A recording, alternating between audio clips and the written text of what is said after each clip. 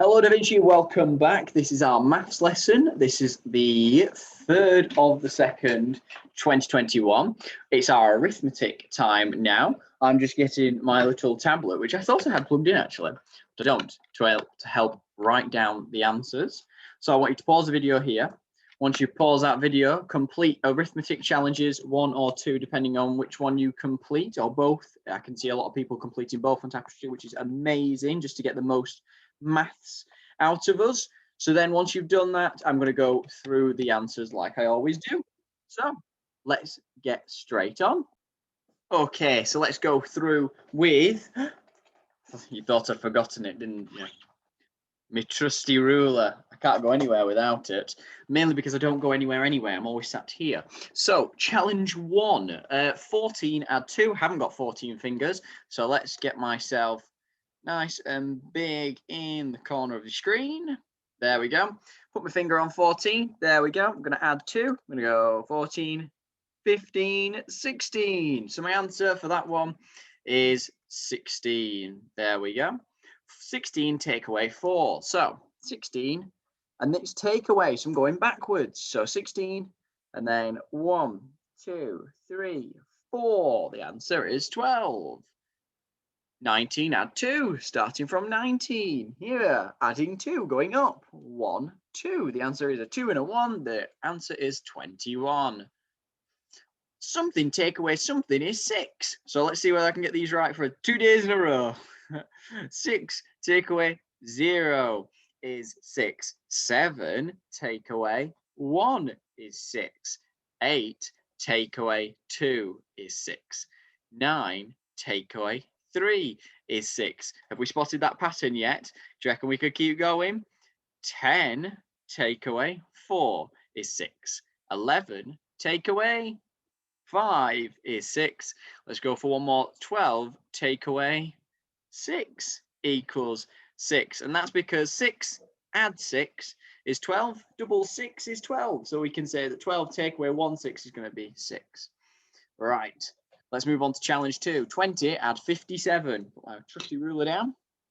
20 add 57. Could do it in my tens and ones, but there's going to be no change for my my ones because I'm adding 0 and I'm adding 7. So it's always going to be a 7 answer because I'm not crossing tens. Now 2 and 5 together I know make 7. So I've done my answer. There we go. Nice and quick.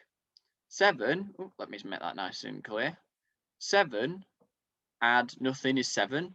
2 add 5 is 7. So the answer is 77. Nice and quick. Oh, I didn't tick the last ones. Tick, tick, and tick. And some ticks there. Right, 5 times 8. I don't know my 8 times table.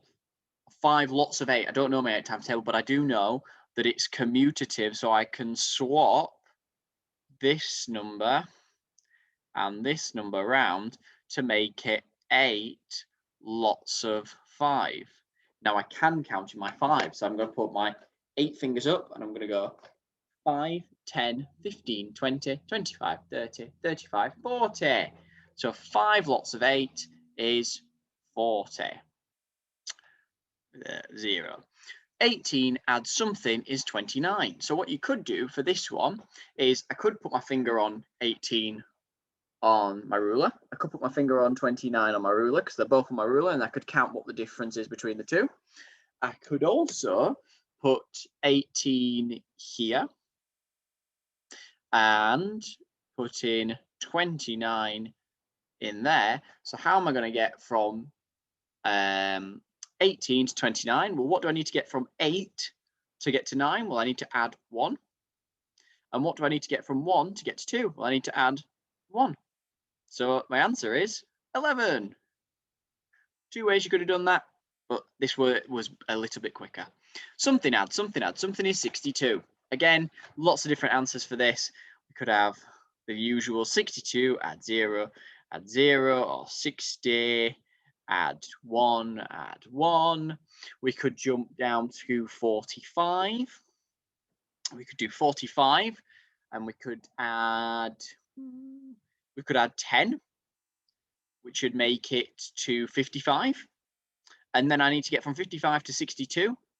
And I know that 5 and 5 together make 10, so that'd bring me to 60. And then I need an extra 2, so 5 add 2 is 7. So there's my answer.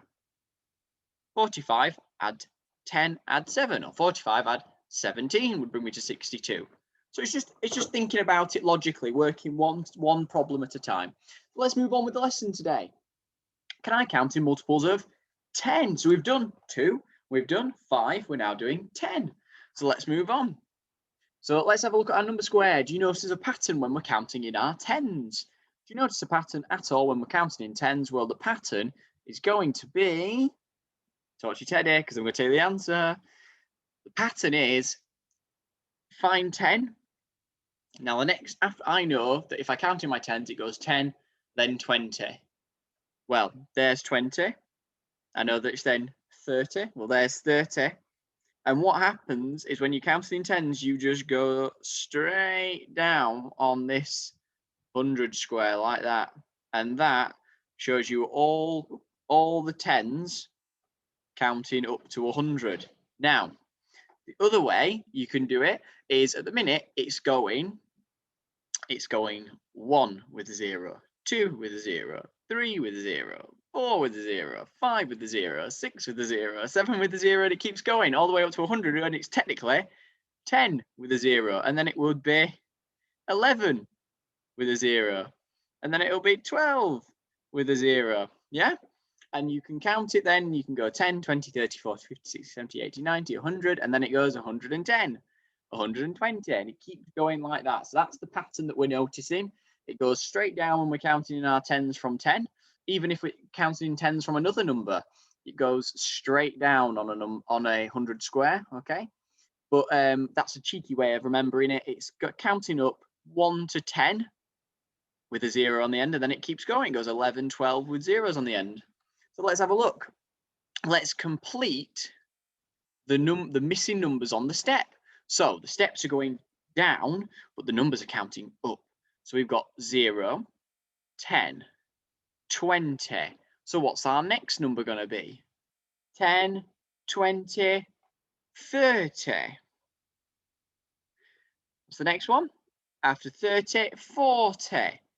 Now remember how I said, remember how I said this is the best way to remember it, is that it was counting up normally 0, 1, 2, 3, 4, and each one of them's got a 0 on the end, doesn't it? So I can actually continue by doing it, and I can write in here 5, 6, 7, 8, 9. And now if I go back and add my zeros in, 50, 60, 70, 80, 90. It's just recognizing those patterns.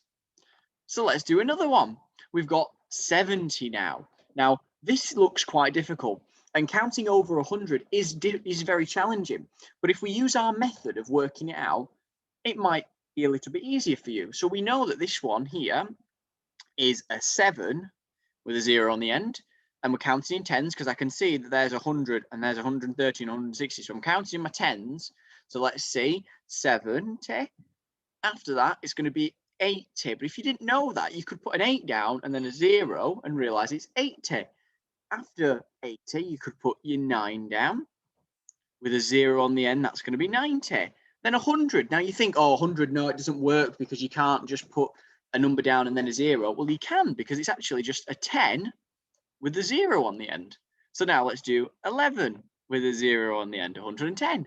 12 with a 0 on the end, 120. 13 with a 0 on the end, 130. 14 with a 0 on the end, and 15 with a 0 on the end, 140, 150, and 160. So you can see it's all about recognizing patterns. Now, 3 lots of 10 make 30, okay? So you've got 1 10, another 10, and another 10. You've got 3 lots of 10 equals, and what's the total number in our bar model? The total number, the top number that makes up all of them put together, it's 30. So that's my answer. Now, I've written out one of the multiplications, but it's commutative multiplication, isn't it? 3 lots of 10 is 30, but switch them round. It's also 10 lots of 3 is 30. So you can see there that you're just swapping them round and it still makes the same answer. Let's look at another one together. The whole number here is 50. Now, how have they made 50 up? Well, they've made it up in tens. Now, how many tens have they used? They've used 1, 2, 3, 4, 5. So 5 lots of 10 make 50. So let's write that out as a multiplication. 5 groups of 10 make 50. Let's now make it commutative. Swap it over. 10 lots of 5 make 50. And you can see all I'm doing is I'm just counting in my tens. So if I needed to count in my tens there, I could go 1, 2, 3, 4, 5. So my answer is 5 with a 0 on the end. 50, isn't it? That's my answer, 50. So let's move on to the next one. Right, here we go. We've got 9 lots of 10. You can see here we've got 1, 2, 3, 4, 5, 6, 7, 8, 9. 9 lots of 10. So I can put in here 9 lots of 10. Now, if this number, should we pretend, if this number was scribbled out and I've got no idea what that number is, how would I work it out? And my face, let's say, is covering that number there. So I've got no idea how to work that out. Well, 9 lots of 10. You could count in your tens, going 10, 20, 30, 40, 50, 60, 70, 80, 90, 100. Remember when we did our punching, when they all end in zeros, we did 10, 20, 30, 40, 50. We kept going all the way until 100 because it had 2 zeros. Well, you could do that, but if you don't know that, but you do know the pattern, like counting up, you've got 9 squares. Okay, so you're counting in 9. So when you've got 9 lots of 10, 9 lots of 10 is 90, isn't it? So that's your answer. 9 lots of 10 make 90. Let's make it commutative. 10 lots of 9 make, oh, shall I work that out? Shall I work out what 10 nines are? I don't need to, Mr. Watkiss, because I've already told you the answer here is 90 because I've worked it out by doing 9 lots of 10. I don't then need to work out what 10 nines are because I know it's commutative, which means the answer must be 90. Dexter has these coins here.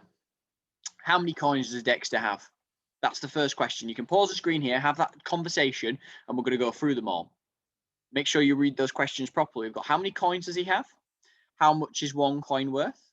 How much money does he have in total? Something, lots of something equals. So let's have a check. How many coins does he have? He's got 1, 2, 3, 4, 5, 6, 7. He's got 7 coins. How much is one coin worth? It is worth 10. 10 what? 10 pence or 10p. Spot on. So how much money does he have in total? So he's got 7 lots of 10 pence. So how do we write that out? Well, we've got 7 lots of 10. But is it 7 lots of 10 or is it 7 lots of 10 pence? 7 lots of 10 pence. So 7 lots of 10 pence, what's that? Well, we know if we count in our tens that we could put up 7 fingers and count in our tens, 10, 20, 30, 40. Or we could look at the pattern, 7 lots of 10, it's going to be 70. 70 what? What's it going to be? It's going to be 70p. That's the answer, 70p. After that, what's the next part that we're going to do? We're going to make it commutative. You can see here we've got a multiplication sentence that we're going to make commutative. Well, we now need to swap them round, don't we? So we need to put in our 10 here and 7 here. But hold on, was our 10 just a 10 or was it a 10 pence? It was 10 pence. We have to move the pence with the number, because if we didn't, we'd then put 10 times 7 pence. Is there such thing as a 7 pence? No way, Jose. There isn't. So we need to get rid of that pence on the 7 side, and it must follow with the 10, because there is a 10 pence, and this is the original amount, okay? So even though it's commutative, we must bring that value of pence with us, and it still ends up being the same answer of 70 pence. I hope that makes sense. We can't leave the p next to the 7 because there's no such thing as a 7 pence. We must bring it with the coin itself, which is our 10 pence. Let's move on. Here is some packs of 10 crayons. So how many packs are there? Pause the video, you can have a go yourself.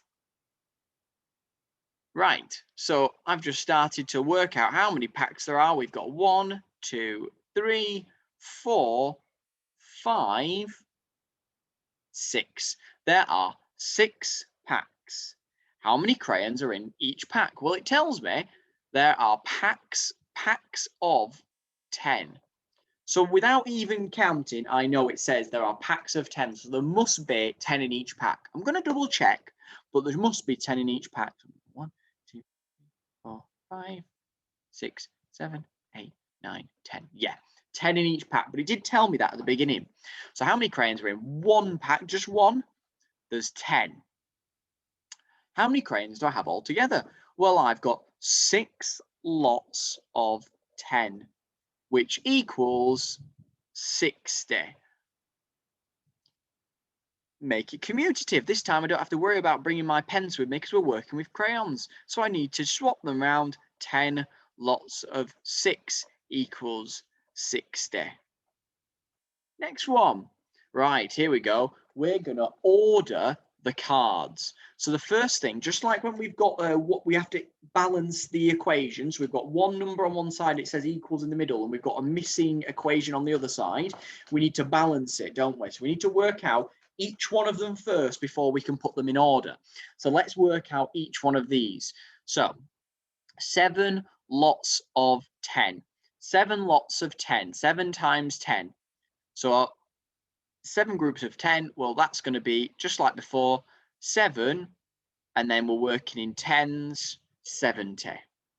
5 lots of 10, well, that's going to be 5 with the pattern of with the 0 on the end, 50.